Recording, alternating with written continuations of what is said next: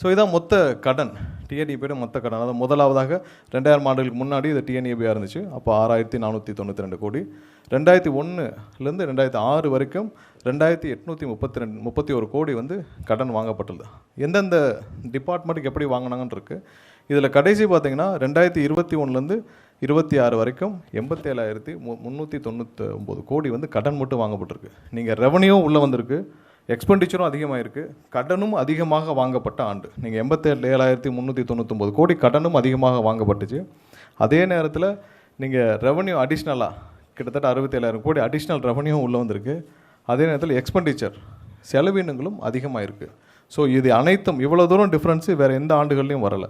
இந்த ஒரு ஆண்டுகள் தான் 87,000 கோடி. அப்படி நீங்கள் பண்ணியிருந்தீங்கன்னா நீங்கள் இந்நேரம் தமிழகத்தில் இருக்க அனைத்து இடத்திற்கும் போதுமான அளவு இன்ஃப்ராஸ்ட்ரக்சர் டெவலப்மெண்ட் பண்ணியிருக்கணும், போதுமான அளவு புது ப்ராஜெக்ட்ஸ் பண்ணியிருக்கணும், போதுமான அளவு சப்ஸ்டேஷன்ஸ் பண்ணியிருக்கணும். இன்றைக்கி நம்ம எவ்வளோ ஷார்ட்டேஜ்னா 400க்கு மேலே சப்ஸ்டேஷன் ஷார்ட்டேஜ் இருக்குது.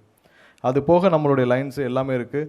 எங்கேயுமே மீட்டர் உடனே கிடைக்கிறது இல்லை, எல்லா இடத்துலையும் ஷார்ட்டேஜ் இருக்குது. அது போக வேக்கன்ட் போர்ஷன் மட்டும் 70,000க்கு மேலே இருக்குது. ஸோ இதெல்லாம் நீங்கள் ஃபில் பண்ணியிருந்தீங்கன்னா இவ்வளோ செலவு பண்ணியிருக்கீங்க, இவ்வளோ கடன் வாங்கியிருக்கீங்க, எல்லாம் பண்ணியிருக்கீங்க, எதுவுமே இவங்க பண்ணலை.